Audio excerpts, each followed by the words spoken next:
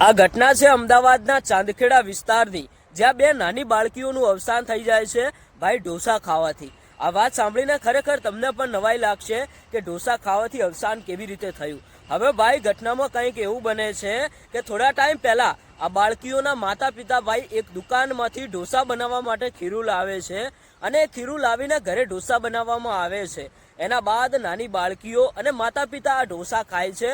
ઢોસા ખાધા એના બાદ આ નાની બાળકીઓ અને માતા પિતાની તબિયત બગડે છે, હોસ્પિટલની અંદર દાખલ થાય છે અને મિત્રો તબિયત વધારે બગડવાના કારણે આ નાની બાળકીઓનું અવસાન થાય છે।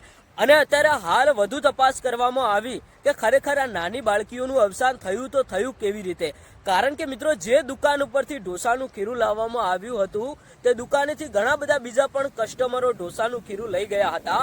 તો મિત્રો એમને કોઈ પણ જાતની તકલીફ નહોતી થઈ, નથી તો એમને કોઈ પણ જાતનું શરીર બગડ્યું કે નથી તો એમને કોઈ પણ જાતની બીમારી આવી। તો મિત્રો અત્યારે હાલ સવાલ એ ઊભો થયો છે કે ખરેખર આ પરિવારના લોકોએ ઢોસા ખાધા તો એમને કેમ અત્યારે હાલ આટલી બધી તકલીફ પડી અને આખરે આ નાની બાળકીઓનું અવસાન થઈ ગયું। અત્યારે હાલ ભાઈ પોલીસની વધુ તપાસ કરવામાં આવી, કારણ કે ભાઈ દુકાનદારનું કહેવું એવું છે કે મારા દુકાનેથી બીજા પણ ઘણા બધા લોકો ખીરું લઈ ગયા છે તો એમને કોઈ પણ જાતની તકલીફ પડી નથી, તો મારું ખીરું તો કમ્પ્લીટ જ છે।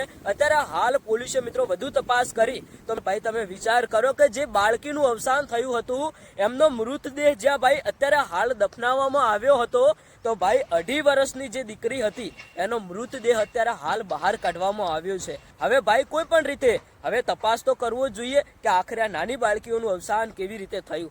જે 2.5 વર્ષની એક નાનકડી બાળકી હતી એનો મૃતદેહ બહાર કાઢવામાં આવ્યું છે અને મિત્રો અત્યારે હાલ એને ફરીથી એક તપાસ માટે લઈ જવામાં આવી છે।